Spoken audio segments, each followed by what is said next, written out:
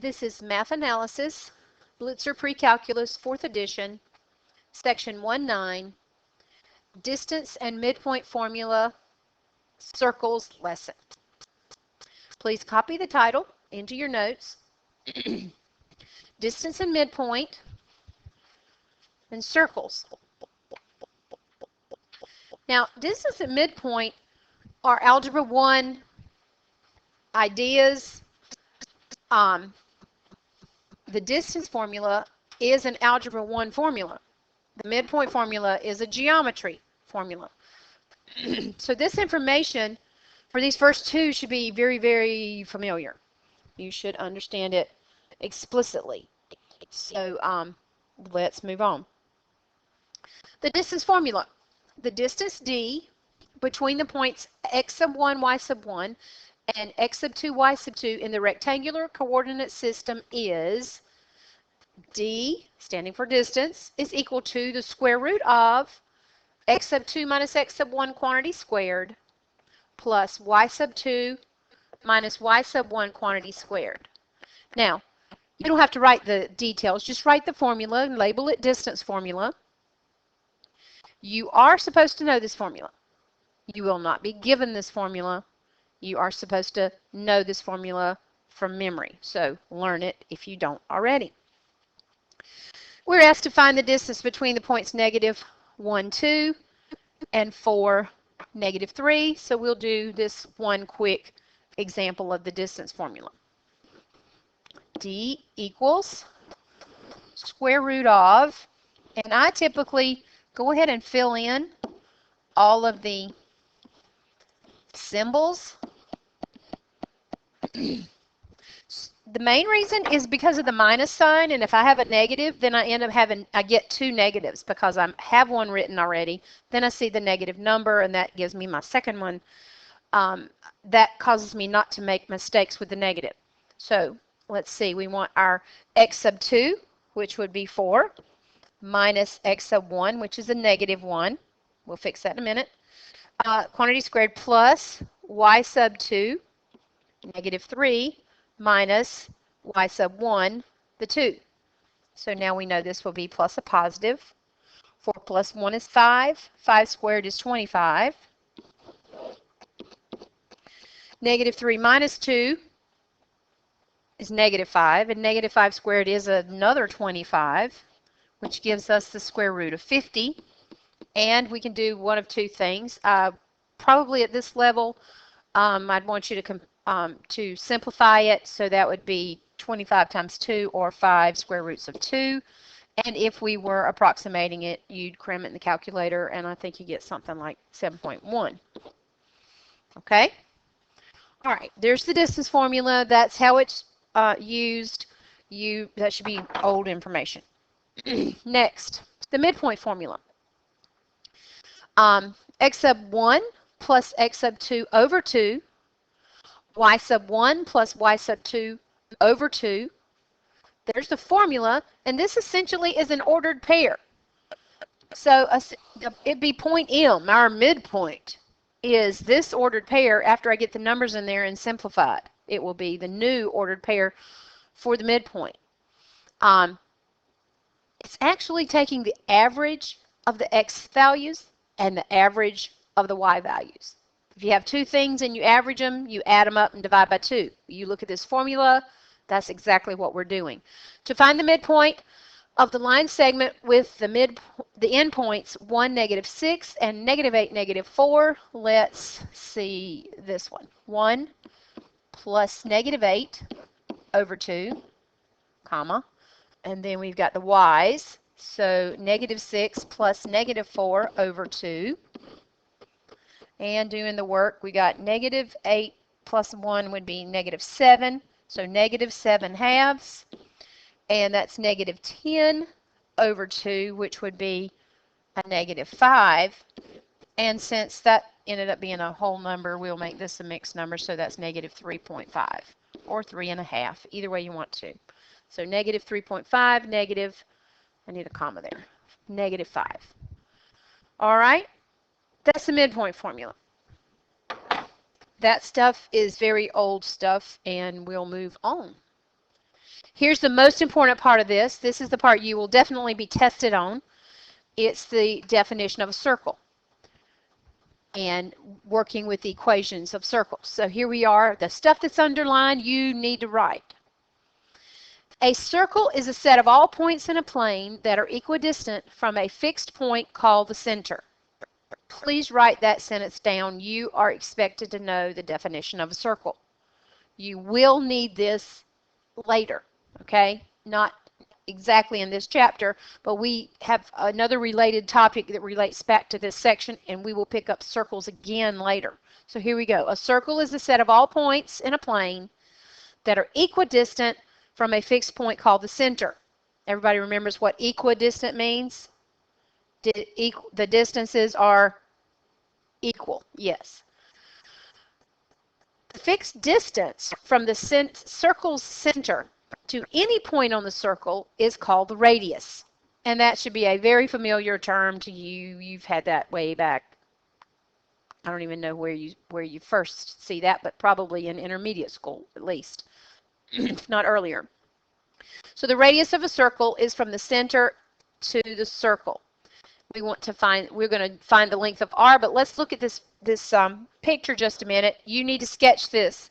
So sketch your x and y axis, sketch in a circle, and put the center in that circle. And the ordered pair that we use for the center is HK. The ordered pair for the center is HK. That's real important. You'll see HK a lot. And a general point on the circle, any point, see any point on the circle, it's just a plain old XY. And the distance from that center to that point on the circle, and that would be any point on the circle, is our radius r. Okay?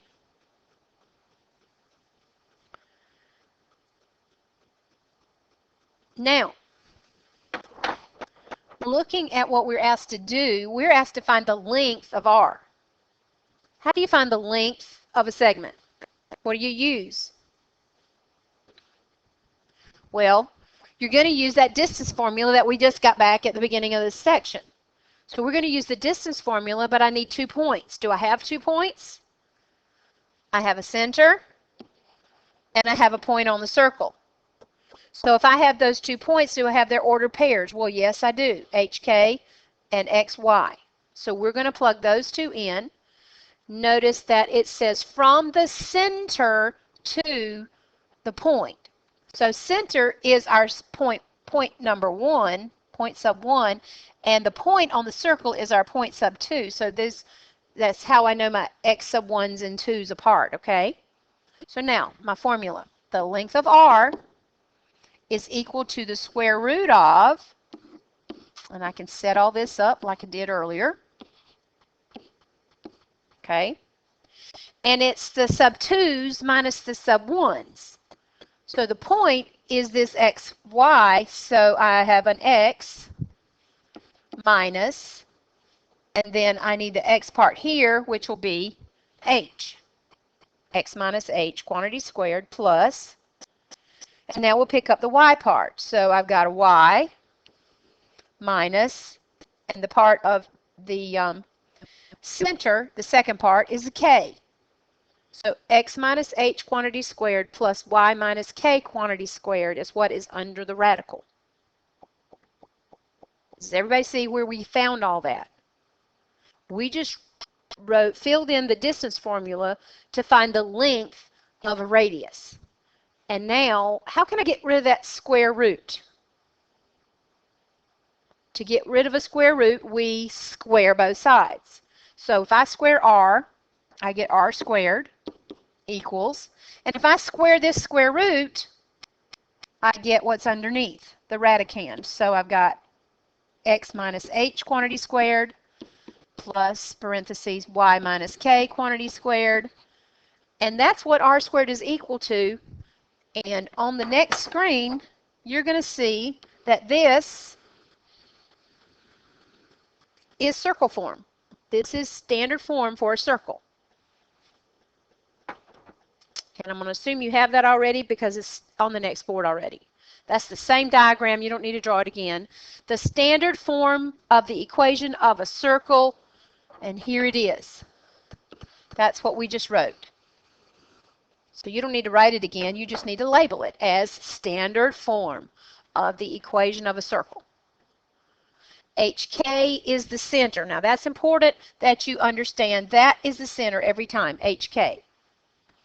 And of course the radius is R.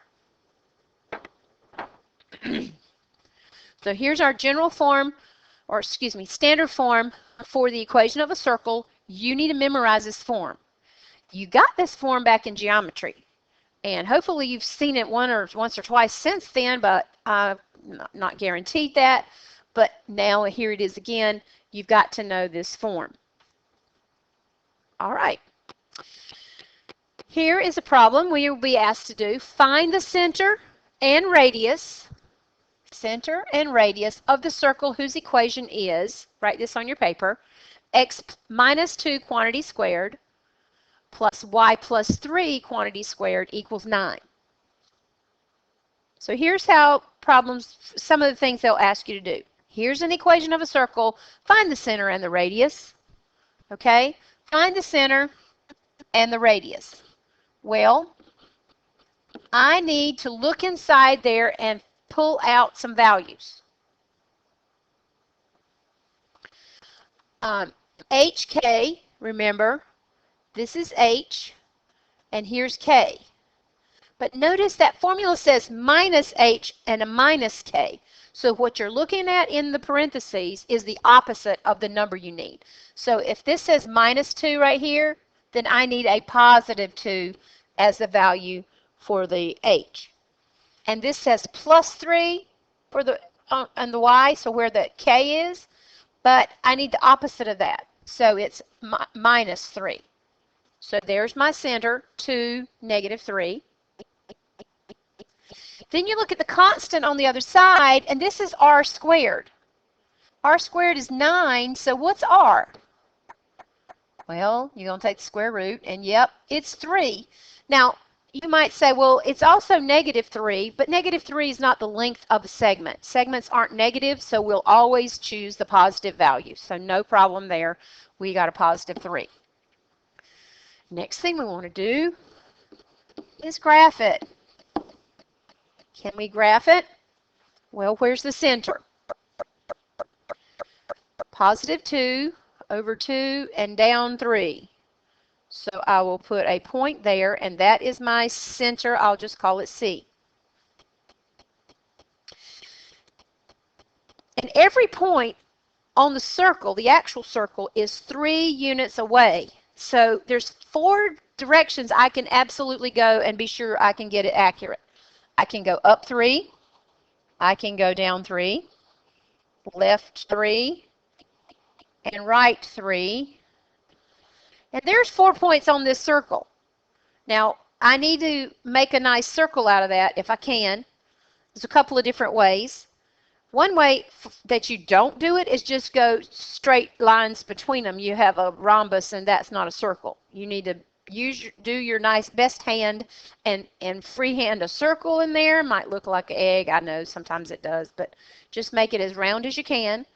And then, or the other option is that you take a compass, and there are some orange compasses in the room. If you want them, you can pass them out when you start doing your homework. If you want to make nice, pretty ones there, and even on the test when you take it, you would place the center of the compass and measure out to one of those points, and then draw in the circle.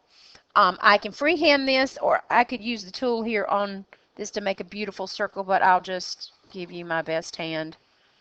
Okay, that's all right. And I'll see those points that you have there, and you tried to make a good circle out of that, and there's the graph. So you shouldn't have any trouble graphing a circle. They're super simple. Okay?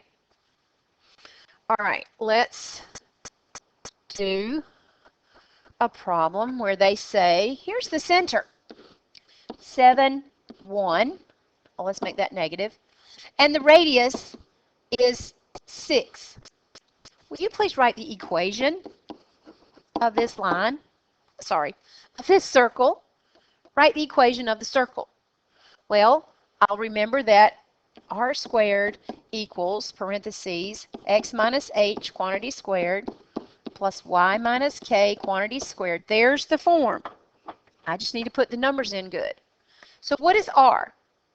R is 6, so r squared will be 36. And then x is my variable. I'm keeping that, but what's h? Well, h is this 7 right here, and that says minus h, so it's minus a 7. Quantity squared plus, we keep in the y, and that says minus k. Well, k is negative 1, so minus negative 1 makes it plus 1. And quantity squared. There's the equation of the circle that has the center, 7, negative 1, and the radius of 6. So you should be able to take the equation, find center, radius, and graph it, or you should be able to take center and radius and find the equation of the circle. Okay? Now, all of those things you did, you did them in geometry, whether you remember it or not, you did. And now let's move on to some bigger and better things, some math analysis things. General form of the equation of a circle. General form. Okay? The general form of the equation of a circle is x squared plus y squared plus dx plus ey plus f equals 0. Okay? So there is the equation of a circle in standard form. Give you a second to copy that down. And really all you need to write is general form and then write that equation down. Okay. And we have an example here. Here's an equation that we want to write in general form. What am I going to do to that to turn that into general form? Well, one thing is I know I got to get rid of those parentheses, right? So how do I get rid of the parentheses? Looks like I'm going to have to square that. So if I square x plus 3, x squared plus 6x plus 9. Okay? Then there's another parentheses. I've got to get rid of that. So y minus 1 quantity squared, y squared minus 2y plus 1. And then there's a 4 on the other side. Now look at the equation in the blue box. What's on the right-hand side? A 0. So I need that 4 to not be over there. I need to get rid of it. So I'm going to subtract 4 while I'm at it and put a minus 4 over here, and there's my 0. Okay, I've got that going. But I need to clean this up because some things need to be moved and some things need to be combined. So we've got x squared at the front and your y squared. Then we need our x term. There's only one of them, plus 6x. And the y term, there's only one, minus 2y. And now I have 3 constants. 9 plus 1, that's 10, minus 4 would be 6. So plus 6 equals 0. There is standard form for the equation at the top written in black. Okay? And you know what? It's really pretty. It's just not real useful. Okay? It's gorgeous. It just looks real nice and nothing to have to do there. Everything's all simplified. But I can't see the center. I can't see the radius. So there's different uses for each one of these. And we're going to move on because now here I'm giving you one in general form and I want to know the center and the radius. What's the center of this circle? What's the radius of this circle? Well, for us to find those, I'm going to have to do some work on this equation. So go ahead and write it down.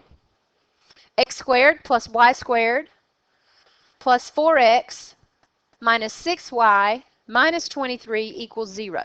Please write that down quickly. And here's what's going to happen. We are going to complete the square twice. Smile. I know you're glad for that. I know you love completing the square, but this is why we practiced it at the beginning, because it is what we have to do here. So I'm going to write my x squared term, and then I'm going to go find my x term, the linear one, plus 4x. Starting in parentheses, I'm going to leave a little bit of room because I'm going to have another number in there. Plus, new parentheses, let's gather up the y's. Y squared minus 6y, because there's the y term, okay? So I have my y squared, then my y term, and I'm going to leave a little more room and put a close parentheses. And now I see I've got that term going, that term's over there, I've taken all these. Now I got a minus 23. I need to get that on the other side. So I'm going to add 23 and get a positive 23 on the right. Okay? Now, let's think about completing the square. Look in the parentheses, and we look at our linear coefficient, 4. Do you remember what you do? You half, and then you square. So half of 4 is 2, and 2 squared is 4, and 4 is the number I want to add inside the parentheses here. But here's the catch. You can't forget that you have to add it on the other side. So plus 4 there, plus 4 on the right. Looks like I'm going to run out of room over there. And then in the next parentheses, I'm looking at the linear coefficient. That's a 6. I want to half 6, that's 3, and square it. That makes a 9. Add a 9 inside, and over here, I got to add 9 on the other side of the equal sign. Okay? So, going back to the first trinomial, we want to factor it so it looks like this. Because we are completing the square. We want a perfect square trinomial. So what's my binomial? X plus 2. Okay? Then we want to factor this as a perfect, because it's now a perfect square, so it's y, and what's the rest of it? Minus 3, quantity squared, equals, and combine 23 and 4 and 9, and that's a nice number, isn't it? 36. Okay, can you tell me the center? What is the center of this circle? Well, I'm going to look right there, and I'm going to take the opposite, negative 2, positive 3. And what is my radius? I'm going to look right there, and that's r squared. I want the square root. The radius is 6. How'd that work? Okay. You bring the x terms together and bring the y terms together. You complete the square. You take the constant to the other side. Don't forget to add those numbers, those red numbers on the other side. And then you write it in the, actually this is the circle form if you look at it. See, your x minus h quantity squared plus y minus k quantity squared equals r squared. We got it. Let's do one more. Copy this one down. X squared plus y squared minus 10x minus 6y minus 30 equals 0. Okay? Will you please go ahead and start it? I'm gonna work it, but how about try working ahead of me to see how if you get it. All right? First thing you do, we're going to bring these terms together. So there's my linear term. Leave some room. Here's my y's. There's the linear term, minus 6y. And that minus 30, I'm going to add 30, so now the 30's on the other side.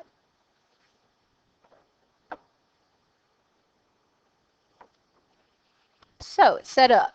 I got my x squared minus 10x I need a number there to add to make that turn into a perfect square, trinomial. So half of 10, 5, 5 squared, plus 25.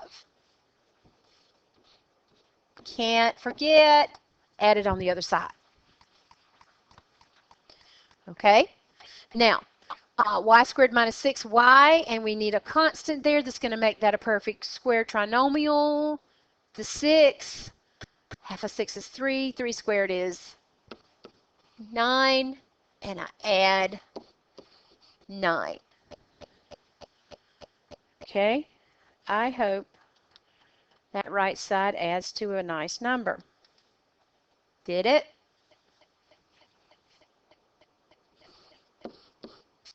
It did. I was worried about it with all those weird numbers over there, but it did. That's a nice number. Let's keep going. Factoring out each of these, x, y. Okay, what is this? Looking at it, it's going to be minus 5. X minus 5 quantity squared plus y, and let's look carefully, it's going to be minus 3 quantity squared equals 64. So you should have gotten x minus 5 quantity squared plus y minus 3 quantity squared equals 64. Now, what is the center?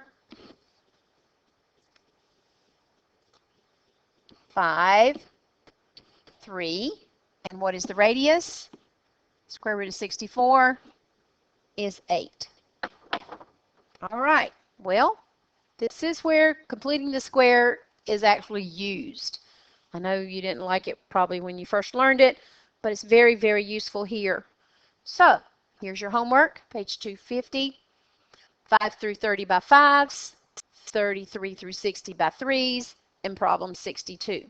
Some of those are graphs, so you may want to get a piece of graph paper and a compass so you can make some beautiful circles. All right.